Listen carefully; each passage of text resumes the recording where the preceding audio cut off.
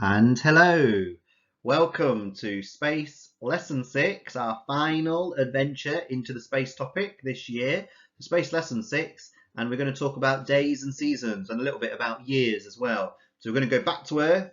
We've gone through a complete journey here. We've gone through the solar system, gone to the outer reaches of the solar system, discovered each of the planets, went into galaxies and the universe, and then went from that macro stage, the large stage, back into the smaller stage, and we're coming back to Earth, where we're going to talk about days and seasons. Actually, days are probably fairly straightforward, but seasons are quite a difficult one as to why seasons occur. So, what we're going to learn today, our challenge: explain why we get days and seasons, and aspire, predict how the seasons would change given changes in the Earth's orbit. So that is today's lesson. And as with everything, what we must do first is we must make sure that we have understood the previous learning. So before we start, all you need for this lesson is a paper, a pen or a pencil, and that's absolutely fine. And our starter task, as per usual, is a match it. So what I've got is 4 constellations: Pisces, Libra, Gemini, and Capricorn. So I have 4 names of 4 constellations, and I'd like you to match them with the relevant images, i.e. the star groups. So we've got 1 there, we've got 2, we've got 3, and we've got 4. So what I'm going to do is I'm going to give you a 30-second timer. All you need to do is put 1, 2, 3, and 4, and I will label them up. So here we go: 1, 2, 3, 4, and you have 30 seconds to match them up.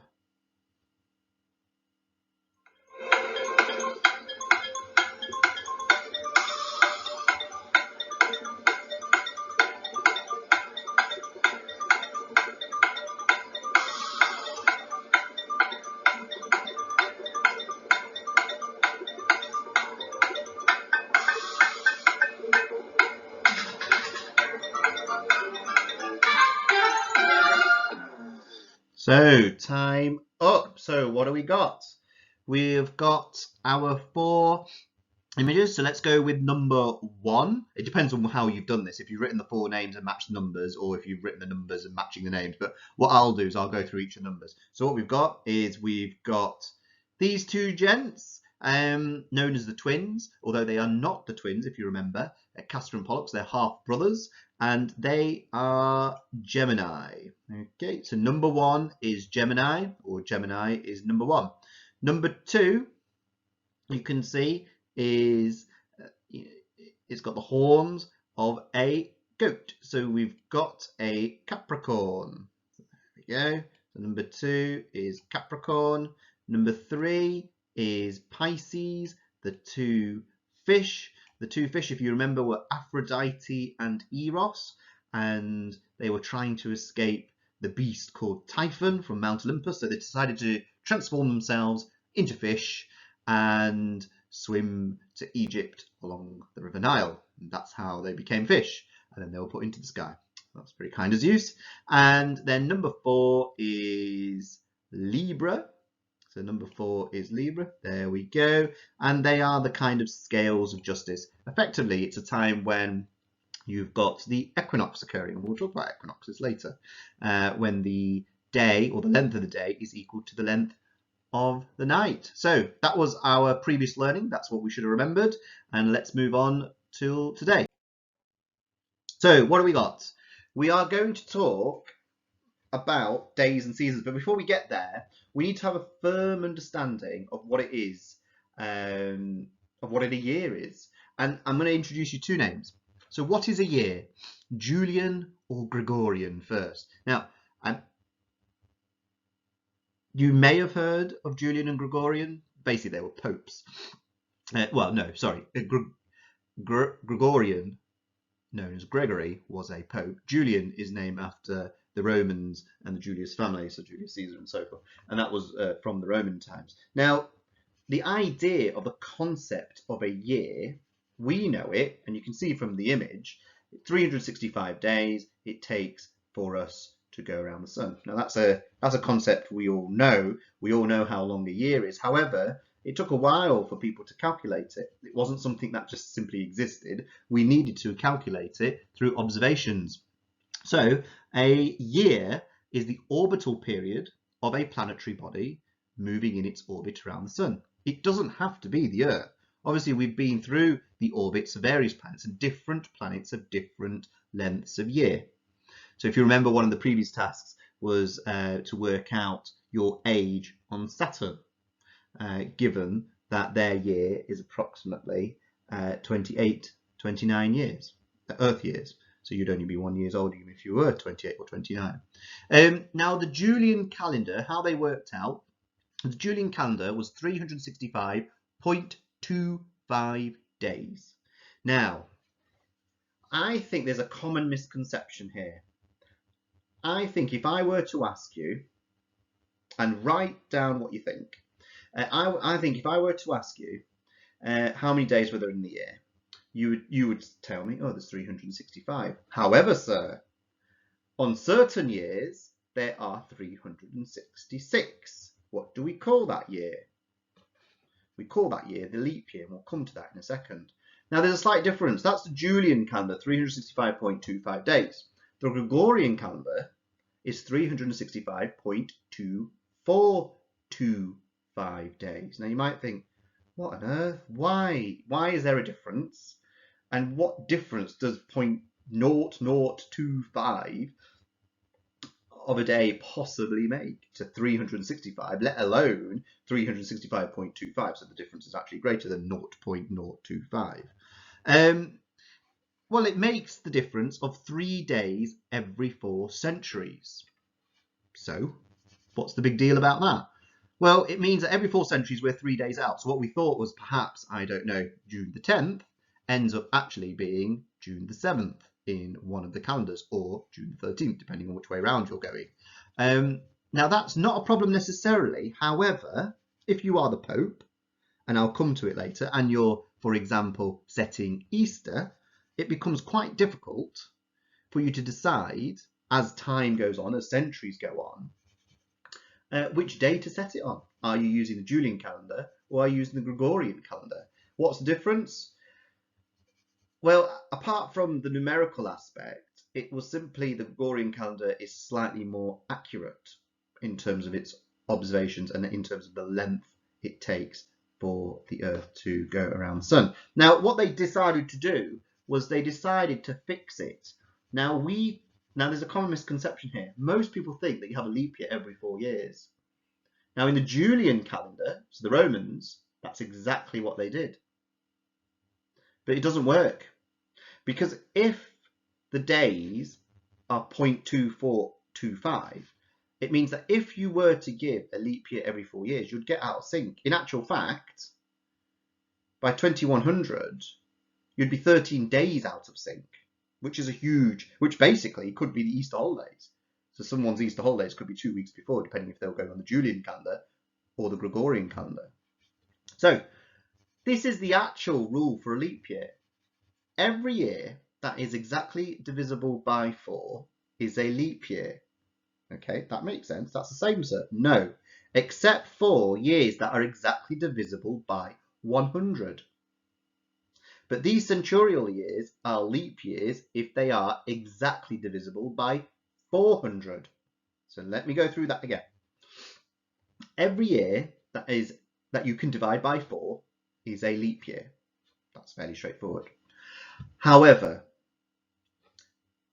except for those that are also divisible by 100. But these centurial years are leap years if they are also divisible by 400. So let's go to the example. For example, the year 1700, you can divide it by 100. You can divide it by 4, but you cannot divide it by 400.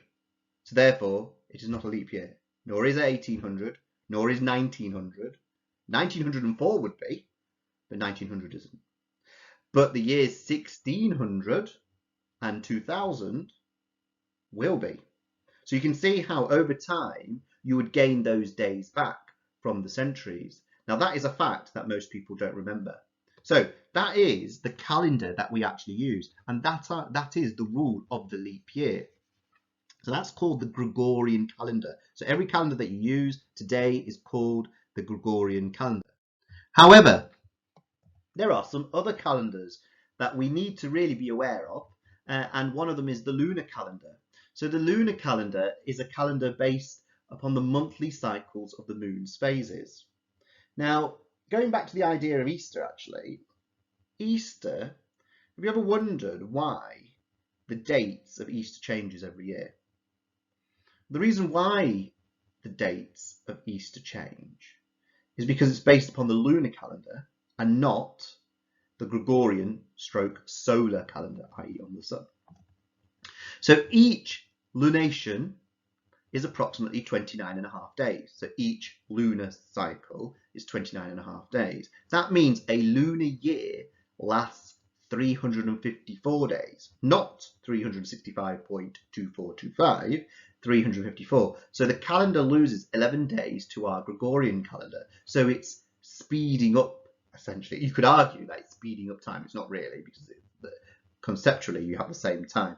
However, how you measure it is clearly different. So the lunar calendar, you would be older. So say if you measured yourself in the lunar year, you would be actually older than you are now.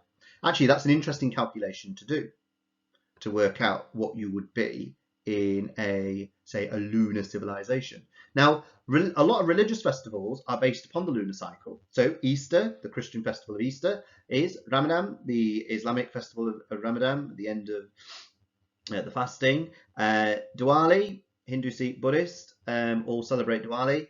That's based upon the lunar cycle. It changes every year. And Rosh Hashanah, the Jewish festival, that's also based upon the lunar cycle. So you've got various religious festivals in particular that are based upon the lunar cycle.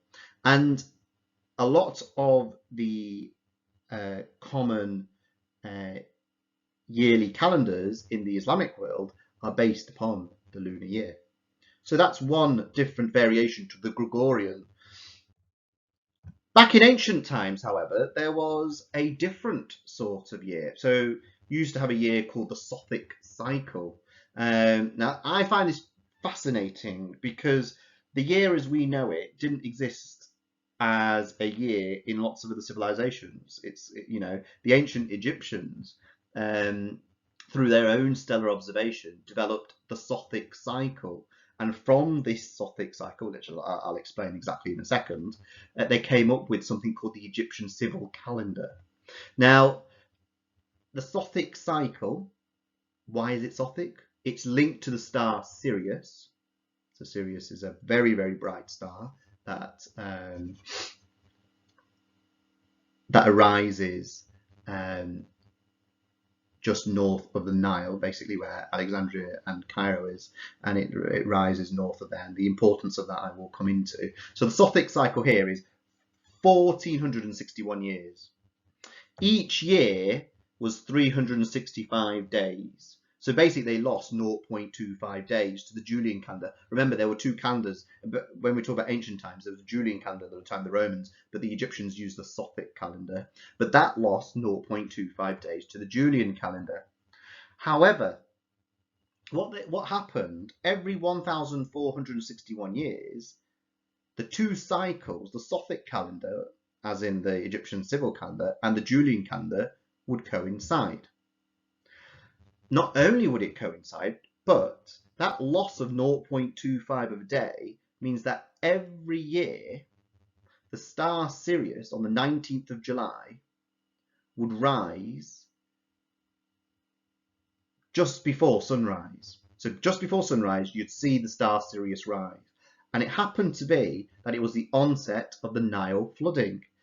The Nile flooding was a highly auspicious, a special occasion for the Egyptians. It was like similar to our harvest festival. Without the Nile flooding, you wouldn't have had all the food, all the grain required to produce the food. Now that happened consistently on the 19th of July, and that was and what the priests of Heliopolis, which was a place in Egypt, what they looked at was they were looking at the rising of the stars, and they noticed that this star known as the dog star, also known as Sirius, they're the two names given to it, used to rise every time on the 19th of July. And they mapped it out, and they worked out that there were 365 days. Now, they didn't work out the months like we do.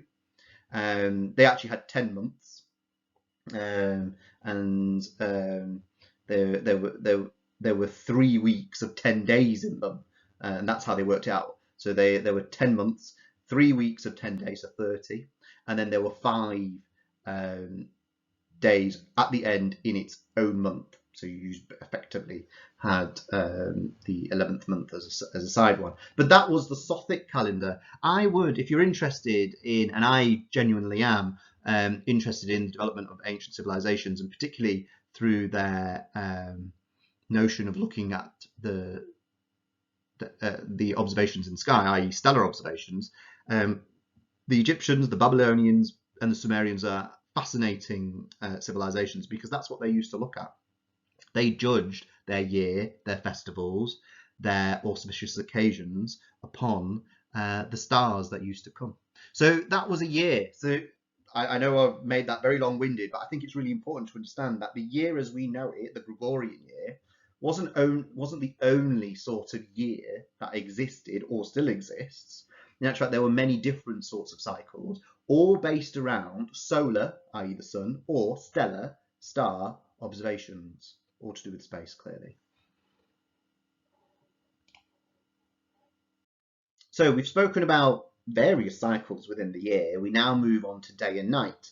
So day and night is probably the easiest concept that we can, out the three. So we've got year, we've got day and night, we've got seasons. Now we simply get day and night because at certain times of the day, or certain time periods, the Earth is facing the sun. So you get daylight. When that side of the planet is not facing the sun, you get night. Now, why is it that at certain times you are facing the sun and at certain times you're not facing the sun? Why is it if you're just orbiting around the sun, you don't see daytime all the time and the other side sees nighttime? The reason being is because the Earth spins. So you can see from that image, the Earth spins like a spinning top. There you go. Now you'll also notice, why have I put those red marks there? Why have I put those red circles there? Because that's where it's spinning. So that is the actual north to south pole. However, it's tilted. You can see that the Earth is tilted, and I'll come to how much when it comes to the seasons. The Earth is slightly tilted. So because the Earth is tilted, it means that we create seasons. Now that doesn't necessarily have any effect on the day or the night, apart from the length of the day and the night. And there's two sides to that story. One, it depends on which hemisphere you're in. So that's the northern hemisphere, north of the equator, and that's the southern hemisphere, south of the equator. But that axis develops the seasons. So as we all know, it takes 24 hours for the world to turn all around in this way. However, over a year, the length of the day and the length of the night will change. At certain points, and we'll come to those certain points, they'll be the same. At certain points, the length of the night will be the longest, and at another point, the length of the day will be its longest. They have special names, and like I said, we'll come to those. So that is day and night. The video that I want to show you next is a great graphic video that will show you everything to do with the season. Now, the seasons is a different concept. It's all to do with that tilt that I've just shown you. So the Earth has a tilt. I'm not going to tell, I don't want to give anything away that the video is going to say, but I'd like you to watch the video, and if you need to record any notes, I would record it, because understanding the seasons is possibly the hardest concept in this lesson. Okay, so do watch the video next.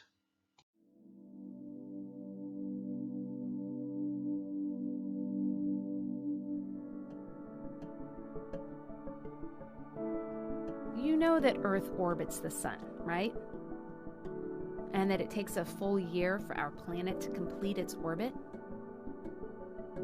Earth also rotates like a slightly tilted spinning top. Earth remains tilted in the same direction all year round as we orbit the sun. But that means the sun's light shines differently on Earth at different times of the year. Let's look at Earth when it's winter in the northern hemisphere. Observe how the North Pole tips away from the sun. This means that sunlight strikes the northern hemisphere at a shallow angle for a short period of time. This is why winter weather is generally cool, with short days and long nights. As Earth orbits the sun, we move towards spring in the northern hemisphere.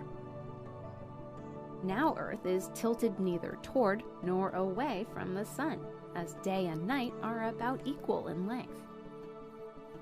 As we make our way to the summer months, notice that Earth is still tilted in the same direction, only now on the other side of our orbit.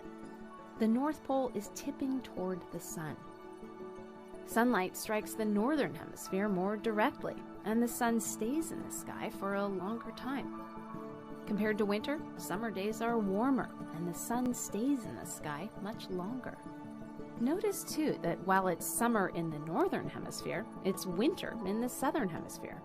Because of Earth's tilt, the seasons are reversed. We observed how Earth's tilt creates the different seasons throughout the year. How does this affect life? Plant life and other photosynthesizers, we call them primary producers, depend on sunlight. They respond to the changes in the seasons. Earth-orbiting satellites measure the amount of carbon dioxide absorbed by these primary producers. Bright regions on this map show where they devour the most carbon dioxide, turning light from the sun into oxygen and natural sugars. In spring, when sunshine strikes the cold waters of the North Pacific, productivity skyrockets. Phytoplankton and other microscopic photosynthesizers form the base of the ocean food web, and all ocean life responds to changes in the seasons. On land, forests grow green during the spring, brightening the continents. During winter, continents in this view turn dark from a lack of photosynthesis.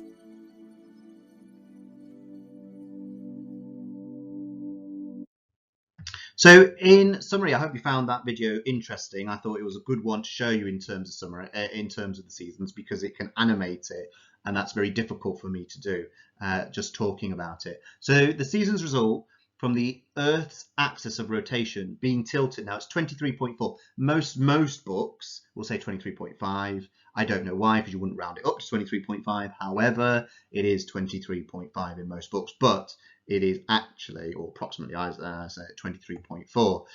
Regardless of the time of the year, this is important, the northern and southern hemispheres experience opposite seasons. So, for example, the easiest example I can always give you is the fact that on New Year's Day in Australia, it is famous for the cricket. So England will always play in Ashes on New Year's Day, or sometimes it is called the New Year's Day test match, and they'll always play in Australia during the Christmas and New Year's holiday. Now, we could never do that because we are experiencing winter. However, in the southern hemisphere, in Australia at that point, they would be experiencing summer. And as you move towards the equator, as you get closer towards the equator, from England or from the UK to the equator and from Australia to the equator, so the seasons start to merge, and basically by the time you get to the equator, there are no seasons. There is one perpetual season of general, you've got around 20 to 25 degrees, and you've got normal, I should say, rainfall. Well, actually, you've got quite a lot of rainfall, to be honest, but it's a standardized form, so you don't actually have like more rain in the winter and less rain in the summer and so forth. It's generally always, and that's why you always get your tropical regions generally at and around the equator. So the equator has no seasons. So that's your season summary, all to do with the axis of rotation and the tilt that you've got. Okay. But because of that, you have some so-called special days, and one of them is the solstice. Okay, so the solstice occurs twice a year. Generally, it's June the 21st and December the 21st. One is known as the summer solstice, and one is known as the winter solstice. For many, particularly pagan religions out there, it's a quite important and auspicious occasion. I mean, Stonehenge, so the theories suggest that was particularly used for some of the solstices. So basically, it's when the sun appears to reach its most northerly or southerly point relative to the celestial equator, so the central circumference diameter on the celestial sphere. That's basically the projection that you can see from Earth of the night sky. So at that point, when it's the most northerly or when it's the most southerly, that's when you would get your solstices. And so you can see from the image there, you've got the December solstice here, and the December solstice is basically the longest night of the year. Okay, so for us, it's the longest night of the year. The June solstice is effectively the opposite. So it's the shortest night of the year, but the longest day of the year. So that's the solstice. Moving on to the equinox. So these are two other dates. So an equinox is when the plane of the Earth's equator, so the plane of the Earth's equator, passes through the center of the sun. And again, this occurs twice each year. It's basically directly kind of opposite, if you could say, or halfway, I should know, not opposite, halfway between the solstices. So you've got your first solstice in June, you've got your next one in winter, well, halfway. You've got the September autumn equinox, and then you've got the spring equinox on the 20th of March. Why are they important? Because it's at that point that the day is equal, or the length of the day, the sunlight hours of the day, is equal to the night hours without sunlight. Okay, and that happens twice.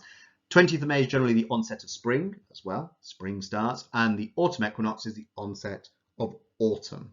Okay, so that's where our seasons come from. So you've got March, the beginning of spring, the 20th of March, and then you've got the 23rd, the autumn equinox, which is generally, sometimes, a lot of pagans used to celebrate that as Harvest Festival, and that's always used to start at the start of the year. If you remember your primary school in particular, always used to do Harvest Festivals. I remember them well, and that's because the autumn equinox was seen as the onset of the Harvest Festival.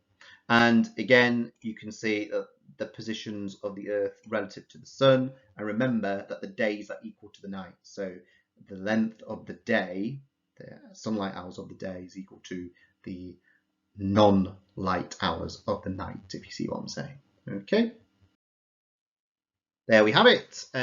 Our space topic coming to an end. So what we have got for you are 3 tasks. But before I talk about 3 tasks, the space topic that we've just done has been 6 video lessons. Had we been in school, we would have done this over a longer period of time, and we've gone into much more detail in regards to other aspects like the lunar cycle, the formation of the moon. We would have talked about gravitational effect, and we would have talked perhaps more about the universe and the Big Bang and so forth. So I think there's lots of topics that we could still research and look upon if you've got the time to. I would definitely have a look at either the Hubble.org site or NASA's website. There's some great information on either of those in regards to developing your understanding of space. So task 1 for this lesson is answer the 8 multiple choice questions that follow this presentation. That will test your recall. Task 2, describe in no more than 150 words how the seasons occur, and that will be question 9. That's what your teachers will mark. And then an extension task, because I always think that's very important. Then you go back and you go and research something. How are the dates of Easter decided each year? We all enjoy the Easter holidays, whether we celebrate it or not. We all enjoy the Easter holidays, and we need to possibly have an understanding of why they change every year. Now, obviously, that's got to do with the lunar cycle. That's my only clue. But I want you to research how the dates of Easter are decided. So, following this slide is a summary slide. I will not be talking over that summary slide. So if there is anything that you needed to get down that you didn't get down during the lesson, just the next slide will be on for 5 seconds. You may need to pause it and take any information off it. Otherwise, I will be back to talk more physics, and I'll be doing your energy topic. So that will be in 3 weeks' time. So I'll be talking about energy. At this point, I bid you farewell. Have a wonderful week. I hope you've enjoyed the space lessons. Even if you haven't, do give us the feedback of what you would require more, if you found them long, or if you found them too short, or if you wanted more depth. Do let us know. It's really important that you feed back to us. This is all new to us as it is all new to them. I hope you keep safe, keep well, and I shall hopefully be talking to you soon. Goodbye.